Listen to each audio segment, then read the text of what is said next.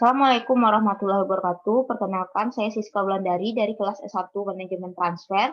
Baiklah, pada kesempatan kali ini saya akan mencoba menjelaskan materi manajemen keuangan 2 mengenai sumber dana jangka panjang tentang obligasi. Sebelumnya, kita harus mengetahui dulu apa itu obligasi. Obligasi sendiri merupakan surat tanda hutang jangka panjang yang dikeluarkan oleh pemerintah atau perusahaan atau lembaga lain sebagai pihak yang berhutang, yang mempunyai nilai nominal tertentu dan kesanggupan untuk membayar bunga secara periodik atas dasar persentase tertentu yang tetap. Obligasi sendiri berisi janji dari pihak penerbit untuk membayar bunga pada periode tertentu dan melunasi pokok utang pada waktu yang ditentukan. Obligasi merupakan salah satu utang yang bisa dibeli dan pembeli akan mendapat keuntungan berupa bunga nantinya. Selanjutnya yaitu kelebihan dari obligasi bagi penerbit. Salah satu keunggulan menerbitkan obligasi bagi penerbit, baik perusahaan maupun negara, adalah mendapat dana segar dengan cepat dari masyarakat. Nah, berikut ini ada beberapa kelebihan yang akan diterima penerbit obligasi. Yang pertama, investor pemegang obligasi cuma punya hak atas bunga atau kupon. Jadi keuntungan yang diterima hanya bunga obligasi, tidak ada keuntungan lain. Yang kedua yaitu obligasi lebih murah dari segi biaya penerbitan ketimbang menerbitkan saham baru. Yang ketiga, investor obligasi tidak punya hak atas internal perusahaan. Hal tersebut berbeda dari investor saham yang memiliki kepemilikan atas perusahaan. Yang keempat yaitu bunga obligasi cenderung lebih rendah dibandingkan bunga pinjaman kredit di bank. Itu sebabnya kebanyakan perusahaan memilih penerbitan obligasi untuk pengembangan bisnis ketimbang pinjaman bank. Selanjutnya yaitu kekurangan dari obligasi bagi penerbit. Selain keuntungan, terdapat juga kekurangan dari penerbitan obligasi bagi penerbit. Dapat kita lihat yang pertama yaitu ada perusahaan harus melakukan transparansi dalam pengelolaan perusahaan, baik operasional ataupun keuangan karena peraturan perjanjian obligasi yang cukup ketat. Yang kedua yaitu pembayaran bunga atau kupon wajib tepat waktu sesuai tanggal yang telah dijadwalkan. Jika terlambat dalam pembayaran bunga, penerbit terutama perusahaan akan dinyatakan pailit. Tentunya hal tersebut bakal merusak bisnis perusahaan. Yang ketiga yaitu pembayaran pokok pinjaman pada akhir jatuh tempo mewajibkan perusahaan menyediakan dana dalam jumlah yang besar. Hal ini akan menyulitkan perusahaan yang bisnisnya kurang berkembang setelah menerima dana segar dari obligasi. Dan yang terakhir yaitu obligasi yang jatuh temponya jangka panjang akan mengakibatkan biaya tetap untuk pembayaran bunga. Hal tersebut akan berdampak pada solvabilitas perusahaan. Selanjutnya yaitu jenis dari obligasi. Yang pertama ada mortgage bonds, yang merupakan obligasi yang dijamin dengan sekelompok aset tertentu.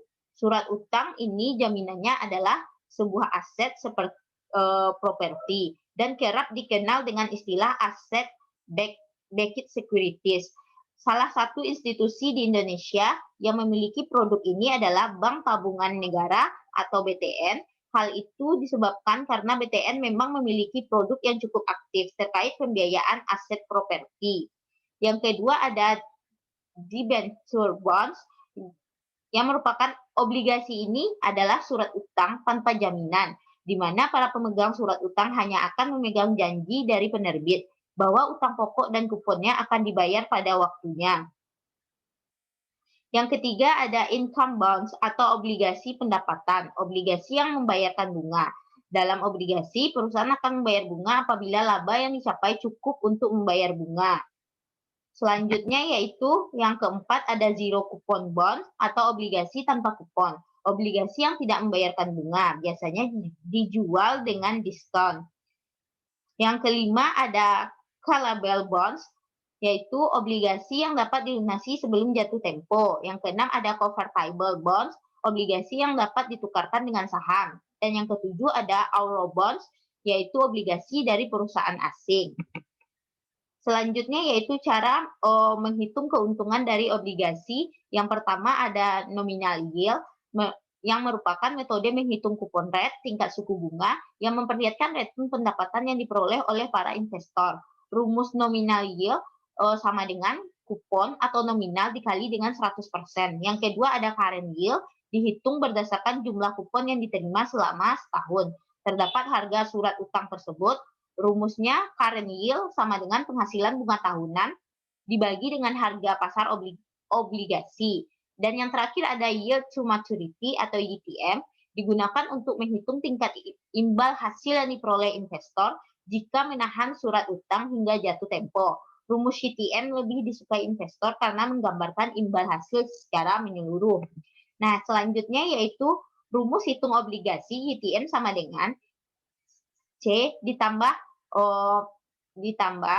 buka kurung F dikurang P dibagi dengan N dibagi dengan F ditambah P per garing dibagi 2. Nah, keterangan C di sini merupakan pembayaran bunga surat utang tiap bulan atau kupon. Sedangkan F nilai nominal surat utang atau face value. P harga surat utang yang dibayarkan untuk membeli surat utang atau price. Dan N-nya beberapa kali bunga dibayar selama masa jatuh tempo obligasi.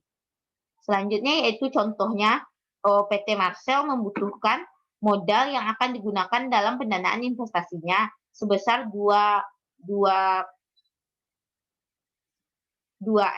yang terdiri atas beberapa sumber dana, hutang obligasi, jumlah pendanaan sebesar 500 juta dengan nilai nominal 500.000 per lembar.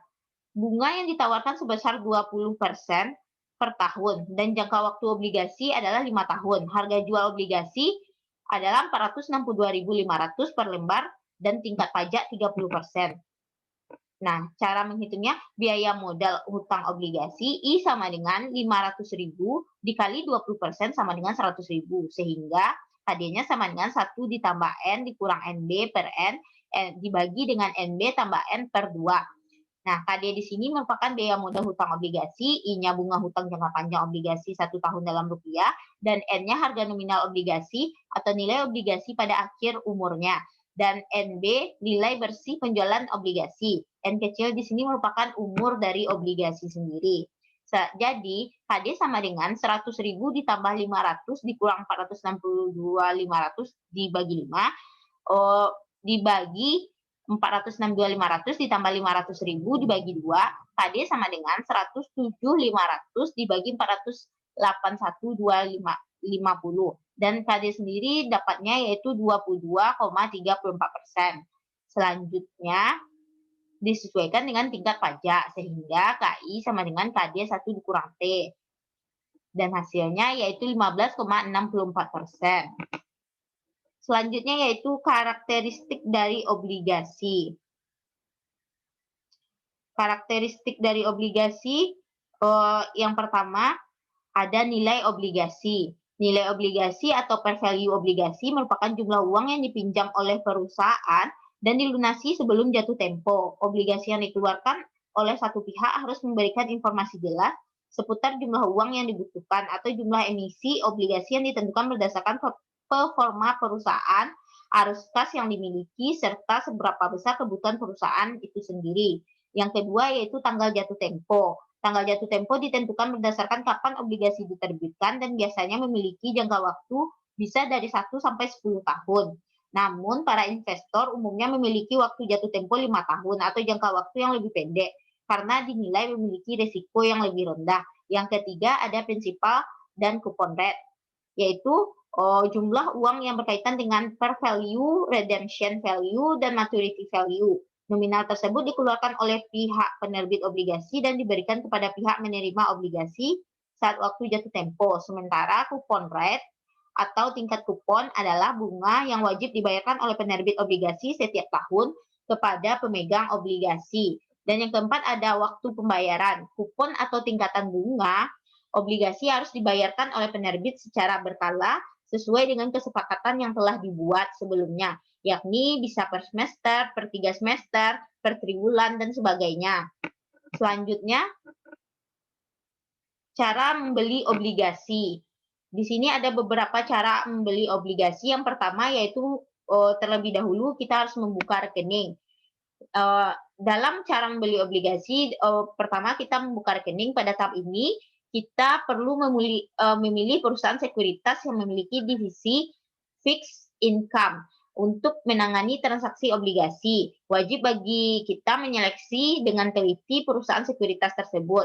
Yang kedua, kita harus memahami produk dari obligasi. Memahami produk obligasi bukan sekedar kita mengetahui pengertian dari produk obligasi dan sejenisnya. Kita harus mengetahui potensi risiko dan keuntungan yang akan kita dapatkan. Yang ketiga ada menganalisa obligasi.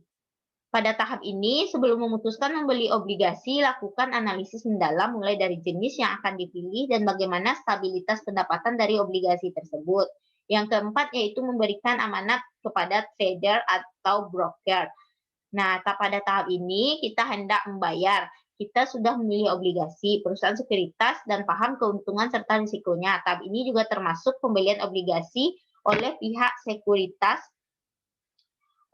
sekuritas sesuai dengan jenis serta harga yang akan kita tetapkan. Yang kelima, kita tentunya harus menyiapkan dananya. Yang keenam, kita melakukan pembayaran. Pada tahap terakhir ini, kita harus menyelesaikan pembayaran dengan cara transfer ke rekening perusahaan sekuritas. Selanjutnya yaitu website penyedia utang dagang obligasi. Nah, websitenya ini adalah websitenya yaitu dari Bursa Efek Indonesia.